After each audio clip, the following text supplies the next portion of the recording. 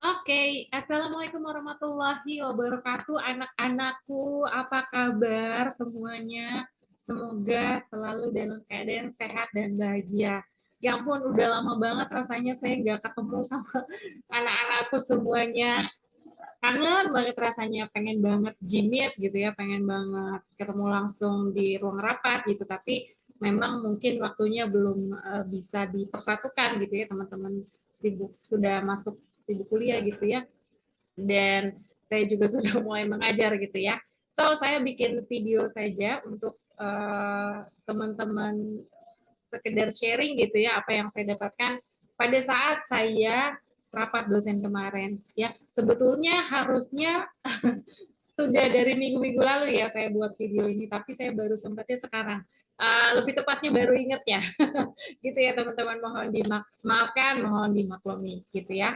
So, apa yang ingin saya sampaikan di sini adalah teman-teman pasti sudah tahu ya, cuman saya pengen men-sounding lagi gitu ya, bahwa perkuliahan kita untuk semester gasal 2022-2023 ini adalah masih flip learning, teman-teman. Ada yang secara online dan ada yang secara PTM di kelas gitu ya. Nah, untuk jadwalnya, karena kita eh, ada di Fakultas Teknologi Informasi, jadi kita ikut yang di FTI ini, teman-teman. Ya, di mana pertemuan pertama, kedua itu online atau Vicon, biasanya akan melalui Jimit atau Zoom gitu ya.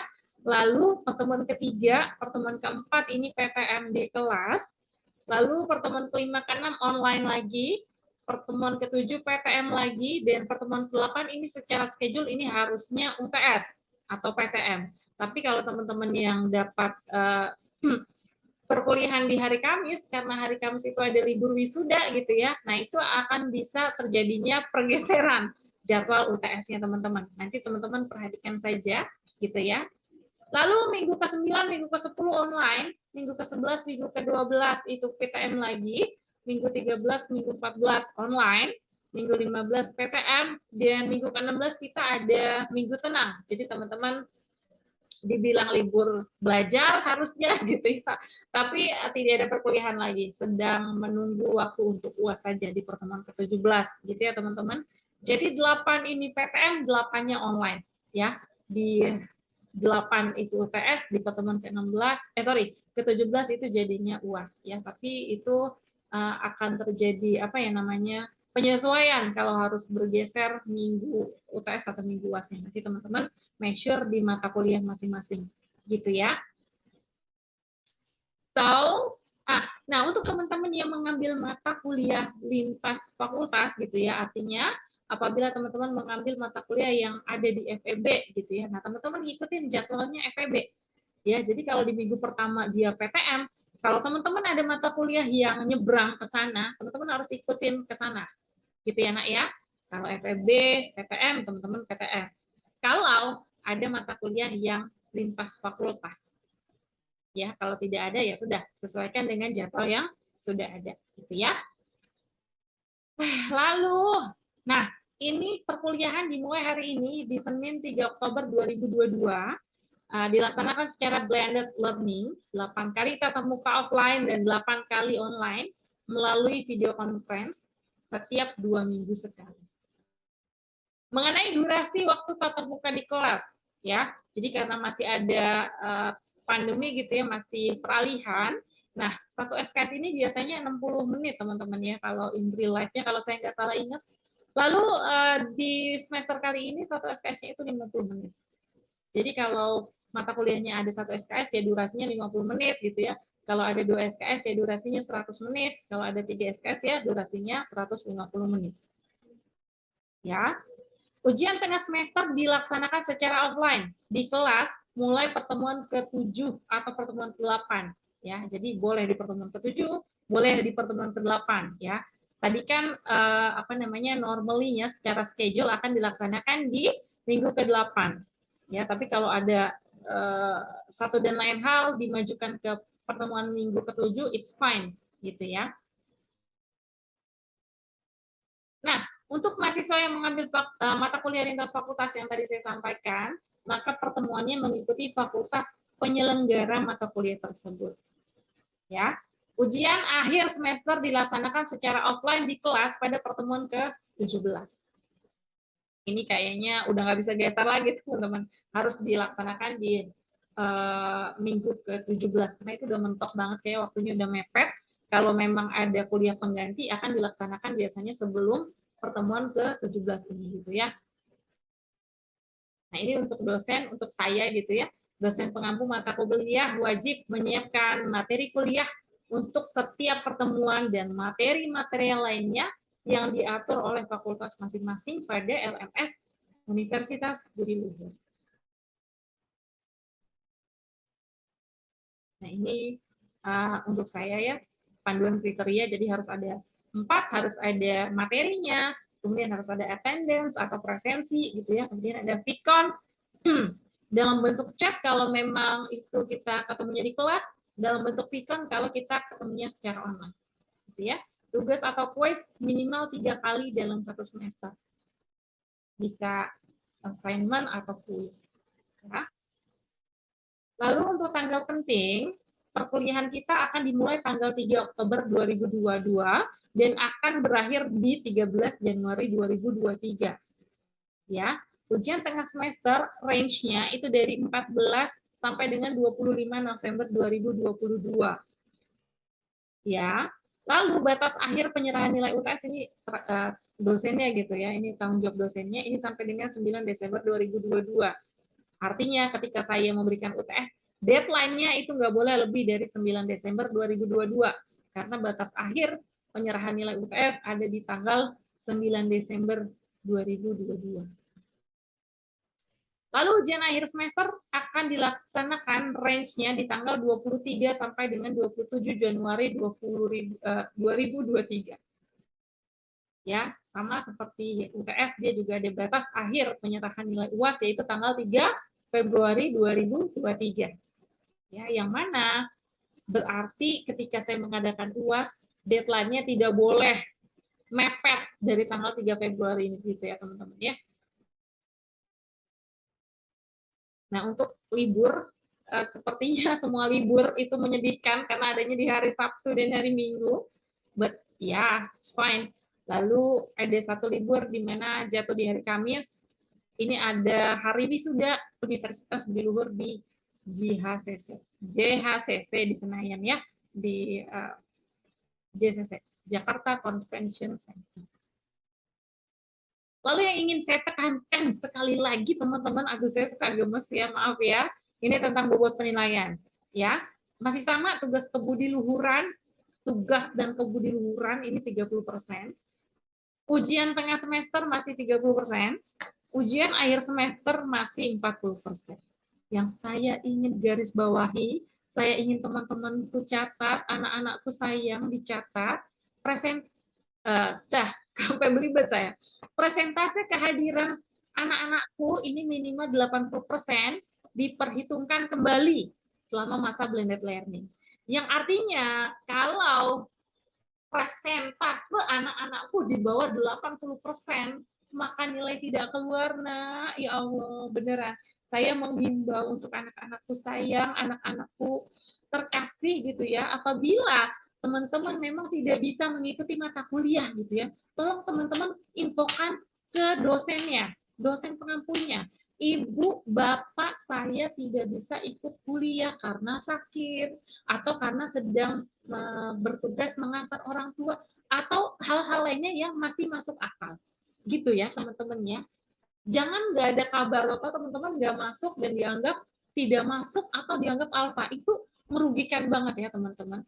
Let's say pertemuan itu 16 ya. Normalnya itu 16. Tapi 13 kali pertemuan saja itu sudah boleh, teman-teman. Artinya, dosen itu boleh melakukan pertemuan hanya 13 kali. Ya, dari 16 kali yang diwajibkan.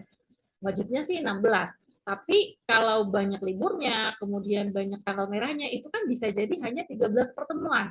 Lah kalau 13 pertemuan teman-teman 2 kali saja sudah tidak masuk, ini presensi teman-teman akan di bawah 80% anak-anakku ya. Tadi teman-teman, sekarang anak-anak. Minta maaf kalau nggak konsisten ya. Gitu. Jadi saya minta anak-anakku ini untuk lebih aware sama presensinya. Saya selaku dosen penasehat akademik akan selalu memantau presensi anak-anak saya gitu, akan saya kabarin gitu. Cuman kadang ada masanya saya bilang gitu ya, saya lupa atau terlewatkan, atau mungkin yang pernah terjadi, anak saya namanya Raffi ada 2, anak saya namanya Rizky ada 2, sering kok bolak-balik. Nah gitu, saya ingin mengkonfirmasi ke Rizky tapi yang kekirim Rizky yang satu, jadi agak miskomunikasi gitu di situ. Nah itu hal-hal yang bisa miss, jadi teman-teman juga saya harapkan untuk uh, apa ya, take attention juga terhadap presensinya teman-teman sendiri gitu, karena gak enak banget teman-teman presensi cuma 78, teman-teman nilainya nggak keluar gara-gara presensinya di bawah 80%, kan besok ya. Nah itu yang saya takutkan dan saya tidak inginkan itu terjadi dengan anak-anak saya.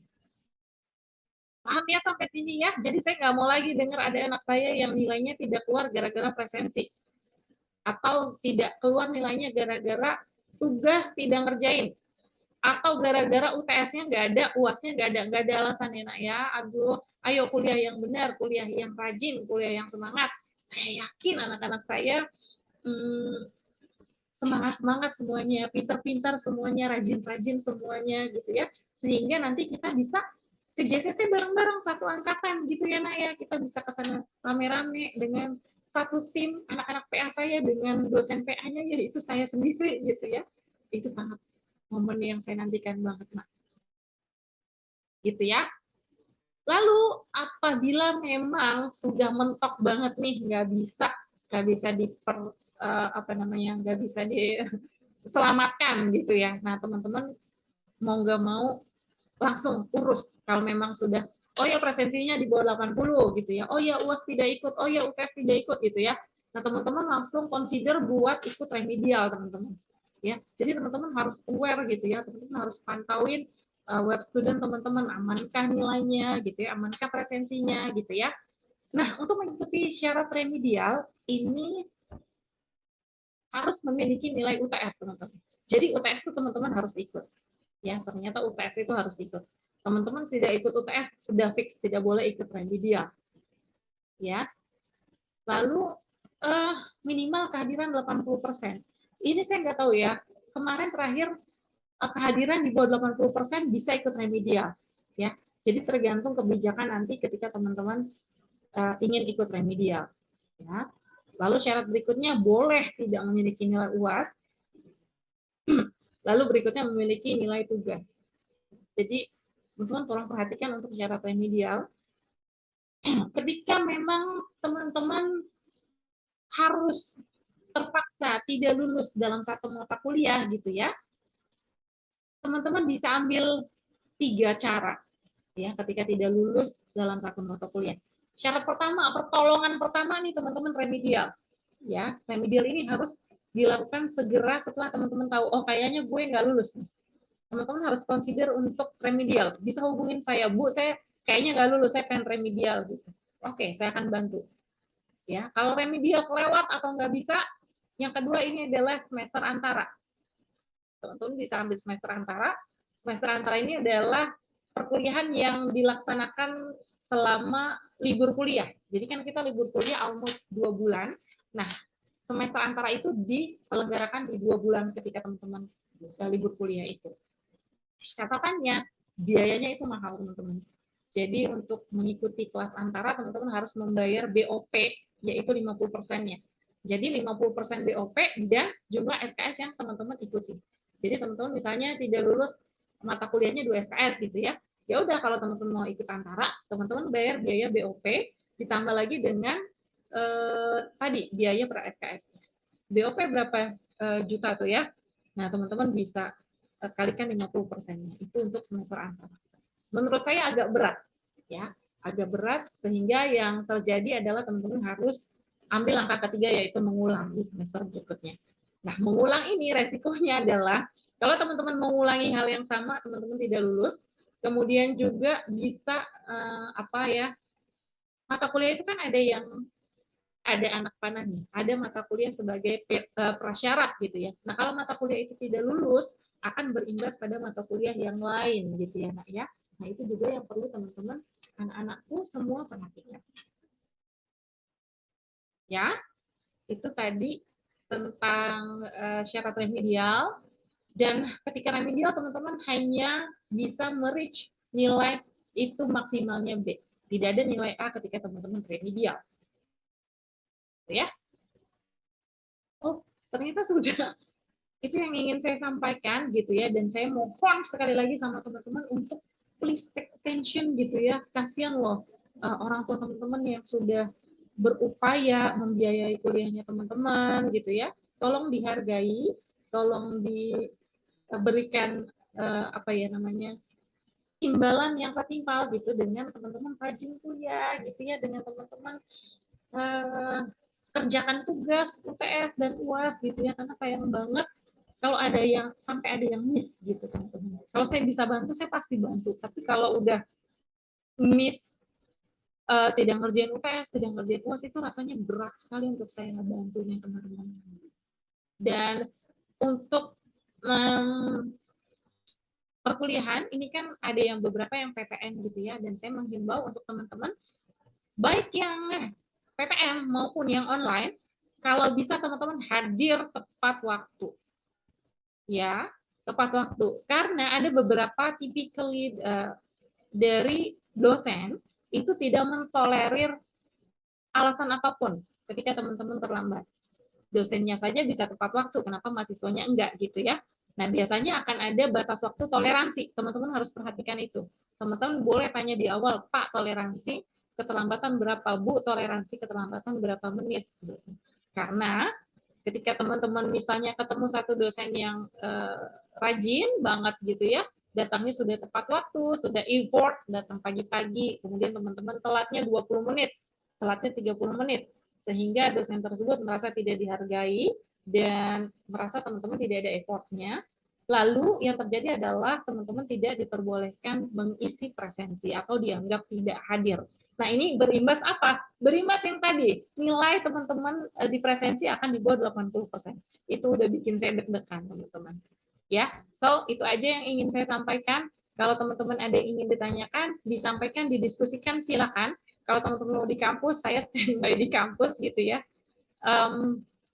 Butuh bantuan saya, silakan hubungi saya. Semoga apa yang saya sampaikan ini dapat dimengerti dan dapat bermanfaat buat teman-teman, buat anak-anakku semua. Semoga semester kali ini kita bisa berkuliah dengan lancar tanpa kendala apapun anak-anakku ya. So, sampai ketemu. Saya nggak tahu kita bisa ketemu kapan ya. Kayaknya udah nggak ada pertemuan di kelas dengan saya ya. Iya, semoga kita bisa punya kesempatan ketemu lagi gitu ya. Sekian dulu teman-teman, saya sudahi. Assalamualaikum warahmatullahi wabarakatuh. Terima kasih.